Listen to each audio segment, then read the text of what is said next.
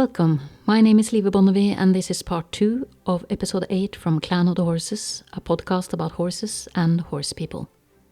I'm back with Stormy May, the director of the acclaimed documentary The Path of the Horse, to talk about the value of a silent mind.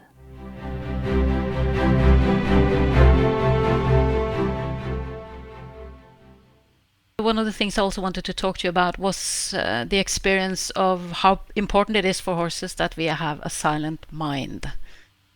Because when I bought this lovely horse I have now, which I really adore him, I let him out in the pasture for the first time and he kind of got acquainted with the other horses, and I came back the next day and I sat down on a rock far away from the horses and just waited. And each and every horse came and greeted me and said hello, apart from my horse. And I was sitting there and it took hours. And at some point I thought, let's just check the news and check Facebook and do something else. And when I looked up, there he was. So he's that sensitive. Such a blessing. So he could kind of feel for sure a lot of energy. I hadn't had my own horse in 9 years. I was really excited. And he was saying, I'm not going there. So just when I said, never mind, I'll do something else, then he could approach me. And that was a really important first day lesson with that horse. And every time since, I've been trying to find that place where I can meet him silent. Because if I'm not, he's not going to come. So he's been a great teacher. But I was wondering your experience about, finding the silence inside a busy modern human life. Yeah, that's the key, and that's the fundamental place where people get stuck in with horses and in life is, basically the opposite of the silent mind is one that's filled with all these concepts, all these, beliefs from our parents, beliefs from media, beliefs from our teachers, our riding instructors. How do we know what's really true and what is relevant to our life? Everybody who has tried to shape us probably has our best interest in mind. They're really trying to help us, even the vet, even the trainer, even the parents. But they're reporting on their experience, which might have been with different goals, might have been with different horses, might have been in a different time with different resources.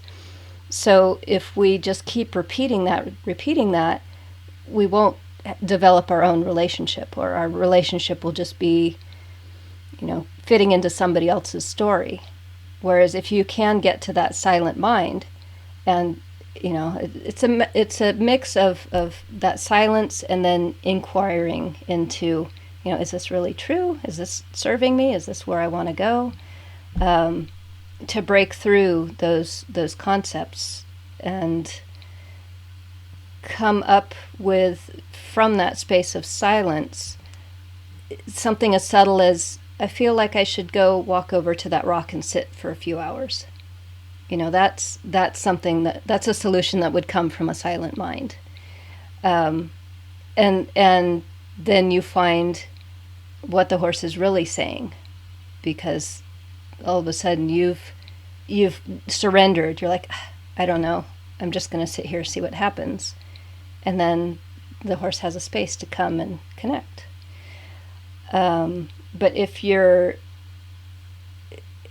looking for the new training technique, or you're looking for advice from this person or that person, and it's not advice about here's how you quiet your mind and get past the concepts, then it's just going to be the same thing. And you can tell when it's that, because it promises you something better when you've done it. So after you've learned this training system, then you'll have a well-trained horse, then you will be happy. Or after you get this new land, then you will be happy. Or after you finish this course, you will be happy. Or after you get this diploma, you will be happy. After you get the right job, you'll be happy. After you have enough money, you will be happy. If it's anything like that, it's not the silent mind. The silent mind is, where's the happiness and the joy and the love and the connection and the compassion, empathy right now, today, in this minute? And that's what the silent mind is. That's where nature can speak to us. And when I say nature, I mean, that which we are part of. Like say nature is the whole body and we are this little fingernail. So the what is that? So the quieter we are, the more we can hear what the whole body is saying, which isn't hit that horse, which isn't force somebody to do what you want them to do unless they really need it, push the kid out of the road so they don't get hit by the car. But when we find techniques that can bring us to that silent mind, or you could say presence, over and over again, then we're connecting back in with, okay, nature, what's my highest move now? What's my highest mood now? And it's you probably won't get a verbal answer, but it'll just feel like, this feels good. This feels right in my heart. This feels exciting to me. This feels like a creative solution. So, say you're stuck on, my horse needs more exercise. If you could try and answer that through that silent mind, it's not going to be, we'll do this training technique. This will get the fat off of him. It'll be, let me try this. And then if it feels good and it's going the right direction, great, keep doing it. If it feels like, nope, that's not it, then that's the bigger body of nature saying, nope, this is not in harmony with this creation. If a person puts all their resources to learning this, it's kind of like the one thing that will make everything easy.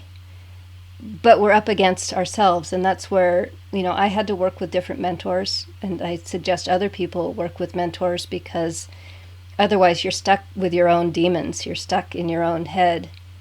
One of the characteristics of those voices in our head is they keep talking until we're right. We're always right in our own head. But if we can learn to get out of our own head and really tune into this greater body, then it's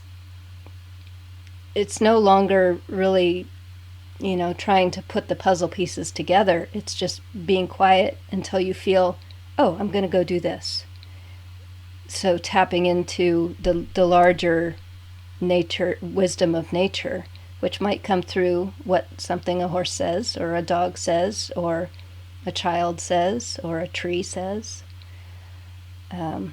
So yes, it's hard, but that hard is basically the villain coming in and saying, this is a waste of time, you can't do this, give up now, just do that other technique. And if you're working with somebody who can catch that, who's been through that path and knows what that looks like, they can say, are you sure about that? You might want to experiment a little bit more, because it sounds like the villain here. And when you have somebody that keeps pointing that out to you, all of a sudden you can start catching it yourself. And it's like, there it goes again. Okay, and it's not wrong or bad. It's what we're all up against. So, it's really a beautiful, heart-opening path, So even if it's like, my horse is telling me he never wants to be ridden again, that's not a bad thing at all. That's like, oh my gosh, this is amazing. And look at all the stuff that we can do together out in the pasture. This is wonderful. This is like my meditation area or my sanctuary where I can be together with them and we're all happy. You don't feel bad about it. You don't feel like, he's not living up to his full potential because we're not able to do this at all. It feels like, this is so much better because, finally I'm really listening to him and honoring him. And not, still trying to manipulate in my devious little ways. You do? Is that your experience? That it's kind of luring on the, slightly under the surface still, or? Well, for me these days, it would come up as, let me see if I can think of a good example. It would look like, this is more of a human example because it's more real right now, but say our 10-year-old needs to do her homework and she doesn't want to do her homework, and I think she needs to do her homework. And so how much am I going to fight for her to do her homework? how much am I going to manipulate for her, or can I really step back in the moment and say, you know what, it would be better for me to let this go right now. It would strengthen our bond. She'll still learn what she needs to learn, but maybe today isn't the day. Or with the horse, I'm out there and I want to pick out his feet just to look at his feet and make sure they're okay. But the horse is just saying no. Could I let that go for today? I mean, I'll probably ask again tomorrow and I might get a different answer. But can I really tune into the silence and that humility of, I really don't know if it's the best thing to push and just keep asking for the hoof because I think the horse needs to give it to me and he should obey and it's in his best interest, or in this moment could I just let it go, and then maybe in 10 minutes he'll be like, oh sure, no problem. Because part of developing this relationship is really honoring that no, whether it's with your kid or your partner or your horse. Can you really listen and hear that sometimes a no really needs to be a no, and by you not being hurt or offended by it and just letting go control, could you end up with what we really want, which is this close, beautiful bond? Is that what you're asking? Yeah, sort of. So, if I rewind to the short career I had when I did competitions with horses, I did feel that I had a beautiful bond with my horse back then as well. Mm-hmm. Yeah. What I'm, what I really wish that it would be possible sort of to rewind and go back in time and see what it was really like. Mm-hmm. Because all I know is what it felt like from me. Exactly. And that's where it's really hard to talk with other people about it if it's not something that's happening right now. Because, I'm kind of a brain science nerd, and we just remember all sorts of things that may or may not have actually been true. So it's kind of like you just have to leave that behind and just deal with what you have today. And, even looking into the future, I try not to suggest things for people to try, because who knows? I'm not them. I'm not with their horse. I'm not in that relationship. But I can teach them how to find that still mind and how to inquire into themselves in that moment with, okay, this feels right. This feels not right. This feels expanding, relaxing, good. This feels, I don't want to be that person. So, yeah. But there are no points handed out for inner growth. There are no ribbons, no rewards, no applause. I would say it's the opposite. It's the real. Yeah. But I mean, it's the real ribbons. Yeah, but if you come from, let's say, if you go back 30 years, mm-hmm. then we probably wouldn't have this conversation. We would be having another conversation. Would be my guess. Yeah, it really wasn't on humans' radar. I mean, the first, I started riding in the 80s, and it wasn't till, kind of mid-80s was when natural horsemanship was born, and that was, supposed to be the solution. Yeah. Natural horsemanship, Sounds good. That's what we want. We want nature. But then, you do it and you realize, oh, wait, this is the same thing. You're still increasing the pressure until the horse does what you want. So, back then that was the conversation. How can you do it as gently as possible? But still do it. Yeah, exactly. You're still manipulating. And that's where 99% of the horse world still is today. How can you be the gentle horse trainer? How can you harmoniously ride and run barrels and jump jumps? Which again, it's fine. I was there for 30 years and I didn't have a problem with it until I did. But now, that's kind of my big thing is I have moved way past that. And as I put my message out and share my story, there's people that are like, oh my gosh, yes, I knew it. Thank you for putting that into words. So it's not, I'm not really trying to convince anybody. I'm just saying, hey, here's what I found. And then the people that have felt that way too, or are suspicious that there might be something here, then they're like, oh, wow, thank you for for saying that. I knew it all along. Yeah.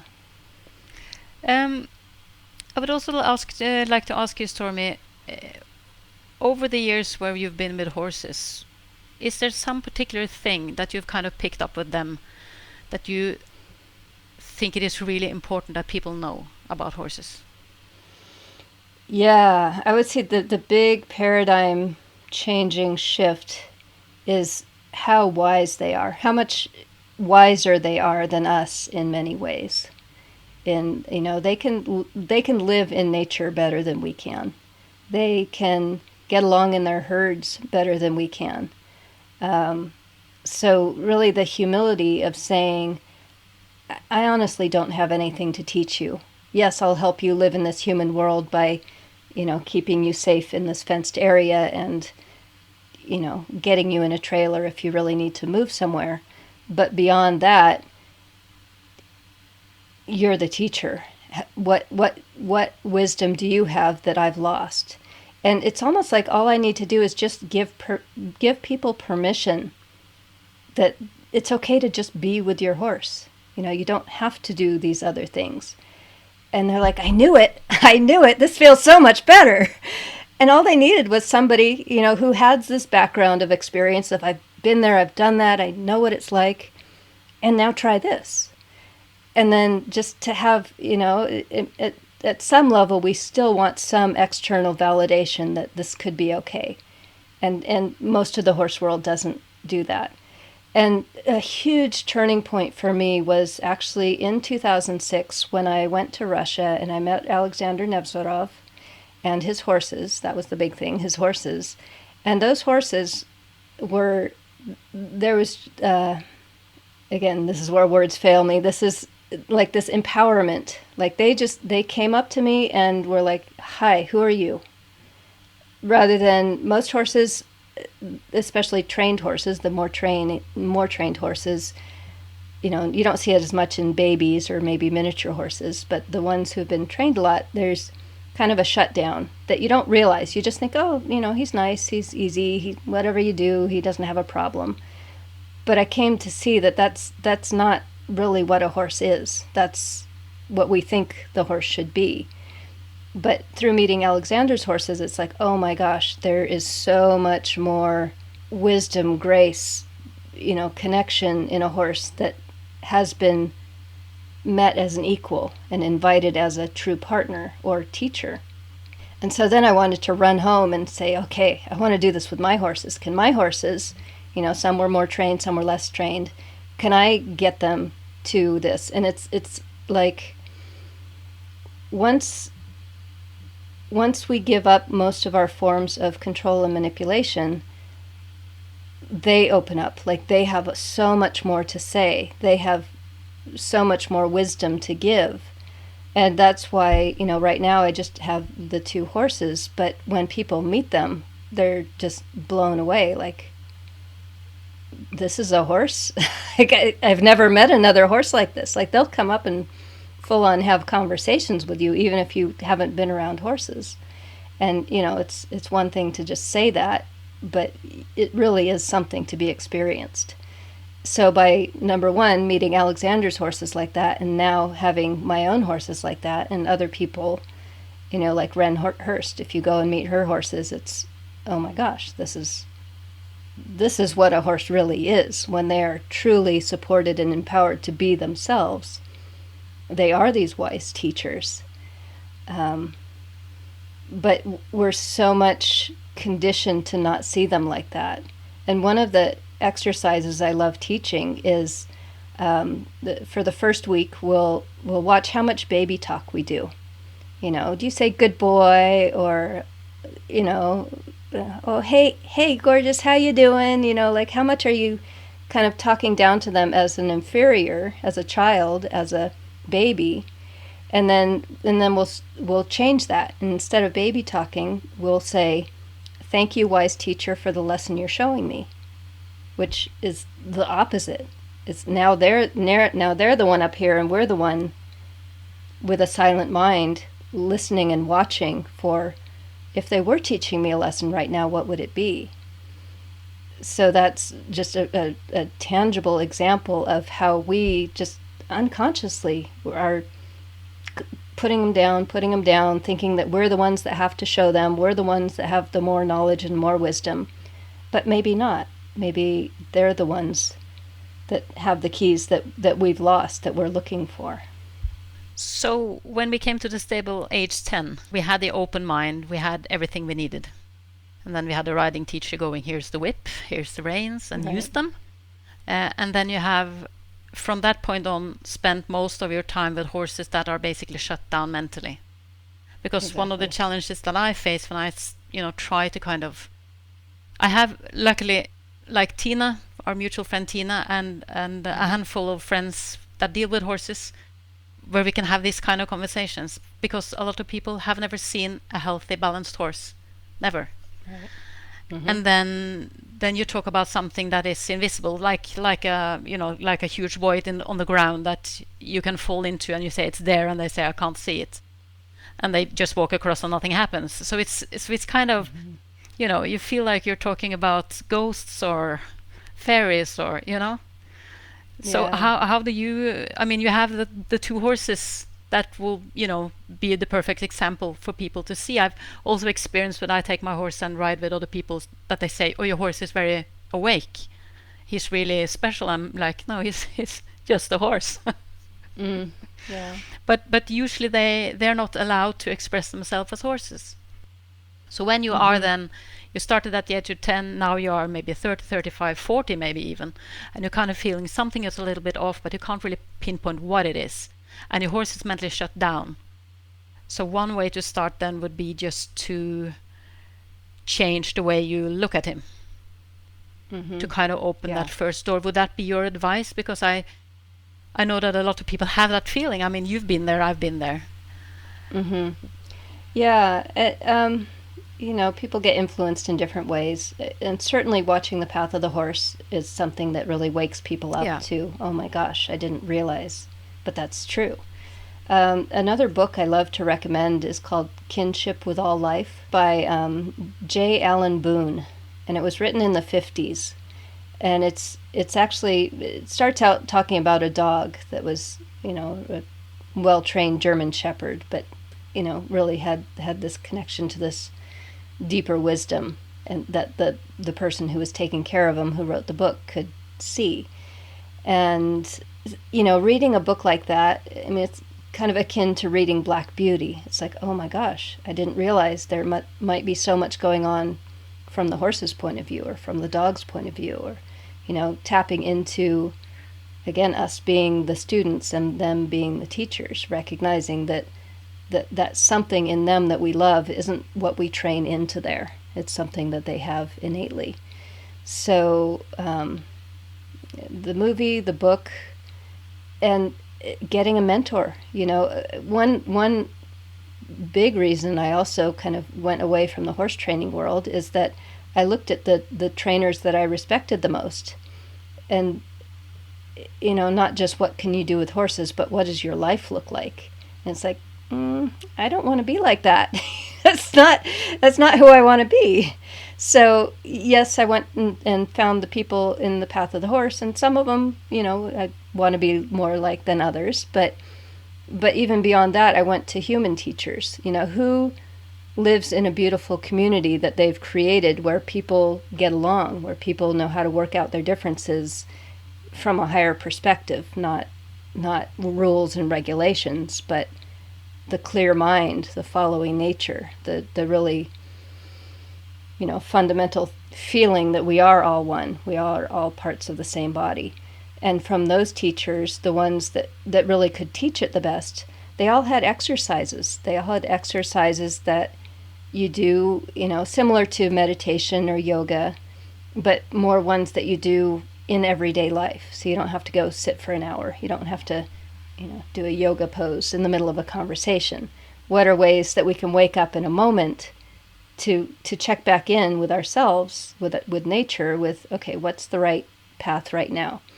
So by finding those people, that's what really accelerated my journey after the path of the horse, was finding these teachers. That's like, oh my gosh, that's, the way people respect you and really value your wisdom. How do you do that? And it came down to these exercises. And the exercises, you can see them as like doorways into presence, doorways into letting go of old concepts, tapping into nature. So, start with a book and a movie, but then really find a mentor who is living in a way that looks good to you. Maybe there's people in the horse world that do it. I haven't really found them, but I've tried to become one, because that was the big hole that I saw was needed, is how can, the stuff that I teach, it's for horse people because that's who I know, but it's not horse stuff. It's human growth stuff, because once we've grown enough, we can just talk with them directly. We don't need a trainer to tell us to do what to do, because we're just talking directly to the horse in a metaphorical way, of course.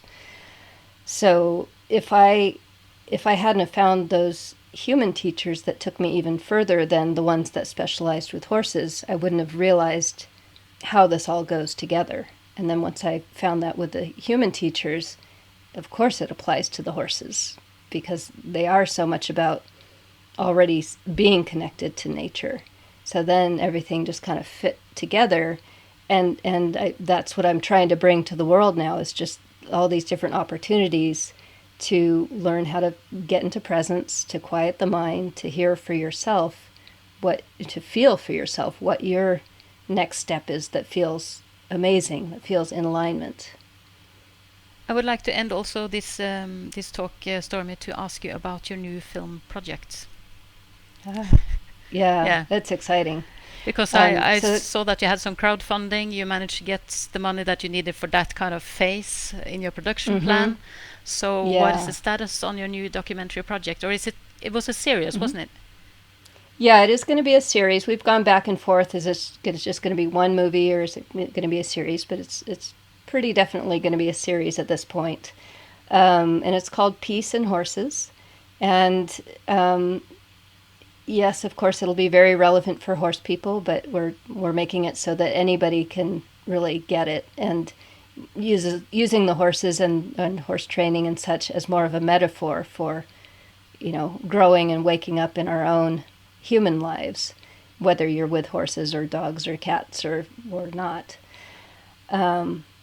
That, we'd hoped to have it done before the coronavirus, but then that hit, and it's like, oh my gosh, the world is changing. We need to just wait and craft it from a little further out. So now that the world has shifted, and that we're all kind of scrambling to see, okay, now how do we really want to make it now that we've had this break and this kind of look at our mortality, I think it's going to be a much richer project, and something that, again, is easy to share. It's so much easier to say, oh, watch this series, even easier than read a book or, take this class. So definitely going to be giving out some of the exercises in there to get people, understanding what this is like. But then also, mix in the science, mix in the spirituality, mix in the grand vision for where we can go with all this, which includes networking and probably expanding sanctuary spaces, whether it's animal sanctuaries or human sanctuaries. It's really kind of the vision that keeps coming to me of, this is how we can create that world. We all have not we all, but enough people have their own pieces of land that if we could, expand the idea of sanctuary, it's going to create a lot more safe, healthy places for both people and animals to thrive. You're in the post-production process now. Is that on the pilot alone, or is it on the complete series? The complete series. Okay. Yeah. Do you have like a guesstimate about launch time, or? I don't do that anymore. Every time I do, it's like, nope, that's not it. So okay. It would be super if it was this year. Yeah, okay. That would be super. Yeah. Stormy, thank you very much for having this talk with me. My pleasure. Thank you for walking your talk. Yeah, and really the best of luck with your project. I'm gonna follow it closely. It's gonna be very interesting to see where you've gone from Path of the Horse. So I'm really looking forward to the following, the follow up on that one. So yeah, Thank you. so best of luck. Thank you very much. My pleasure. You have just heard episode 8, part 2 of Clan of the Horses, a podcast about horses and horse people. I want to thank my composer Fredrik Blom, my guest Stormy May, and last but not least, I want to thank you, dear listener, for your patience. May the horse be forever with you.